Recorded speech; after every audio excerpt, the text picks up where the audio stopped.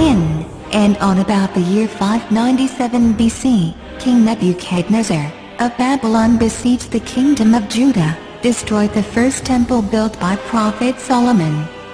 He also exiled many of the children of Israel back to Babylon, and took them in as slaves, including the household of many of the elites.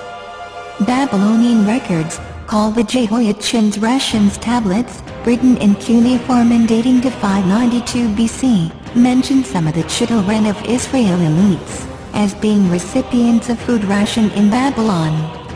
These years are called the Babylonian exile, or the Babylonian captivity. The Babylonian exile is distinguished from the earlier exile of citizens of the northern kingdom of Israel to Assyria around 722 BC. The exile in Babylon, which directly affected mainly those of the upper class of society, occurred in three ways from 597 to 581 BC, as a result of the children of Israel, rebellions against Babylonian rule. Many of the exiles' elite, finding themselves in comfortable circumstances, assimilated into Babylonian society in ways that concerned the pious among them. We read this from the Bible. Ezekiel denounced such men as a rebellious house, and parts of the book of Isaiah, written during exilic times, likewise expressed concern over the adoption of Babylonian traditions.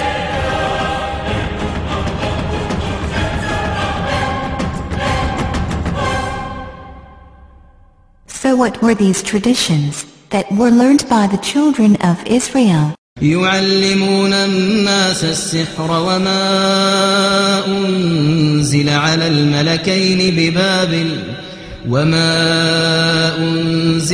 الملكين ببابل هاروت وماروت وما يعلمان من أحد حتى يقولا إنما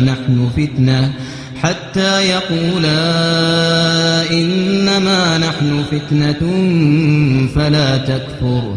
The two angels must have come down in human form to teach those who wanted to learn, after warning them, as stated in God's book. In another chapter in regards to angels taking on human form, we read, وَلَقَدْ جَاءَتْ رُسُلُنَا إِبْرَاهِيمَ بِالْبُشْرَى قَالُوا سَلَامًا قَالَ سَلَامٌ فَمَا لَبِثَ أَنْ جَاءَ بِعِجْلٍ حَنِيذٍ فَلَمَّا رَأَى أَيْدِيَهُمْ لَا تَصِلُ إِلَيْهِ نَكِرَهُمْ وَأَوْجَسَ مِنْهُمْ خِيفَةً قَالُوا لَا تَخَفْ إِنَّا أُرْسِلْنَا إِلَى قَوْمِ لُوطٍ.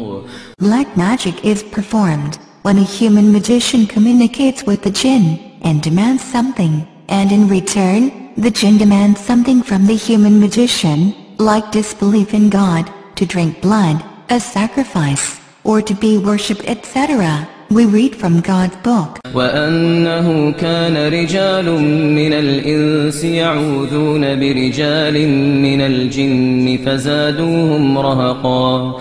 The jinn did not only teach some of the children of Israel the magical arts, once they had found out how to contact the jinn, by the two angels, although they were forewarned, it would equate to disbelief in God, and it was only a mere test of their faith. Many of them wrote down the instructions on how to perform black magic, and have tried to keep it a secret ever since. The jinn continued to teach them magic, and accused Prophet Solomon of committing disbelief, by practicing black magic. This is the reason why black magic practiced by many occultists today, is associated with Prophet Solomon, due to these accusations by the jinn, which were then adopted and transmitted by the Jews and other occultists, to this very day. So why did the jinn accuse Prophet Solomon of practicing magic? Because Prophet Solomon had power over the jinn, he enslaved them as a punishment for their evil doings. We read from the book of God. وَلَقَدْ فَتَنَّا سُلَيْمَانَ وَأَلْقَيْنَا عَلَى كُرْسِيِّهِ جَسَدًا ثُمَّ أَنَابَ قَالَ رَبِّ اغْفِرْ لِي وَهَبْ لِي مُلْكًا لَا يَنبَغِي لِأَحَدٍ مِّن بَعْدِي إنك أنت الوهاب فسخرنا له الريح تجري بأمره رخاء حيث أصاب والشياطين كل بناء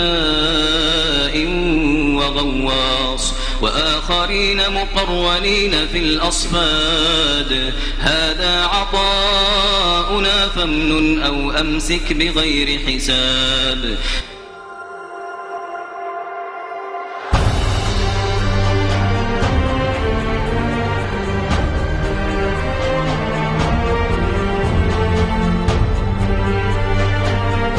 These be the 72 mighty kings and princes which King Solomon commanded into a vessel of brass, together with their legions. And it is to be noted that Solomon did this because of their pride. And when he had thus bound them up and sealed the vessel, he, by divine power, did hurl them into the depths of the lake in Babylon.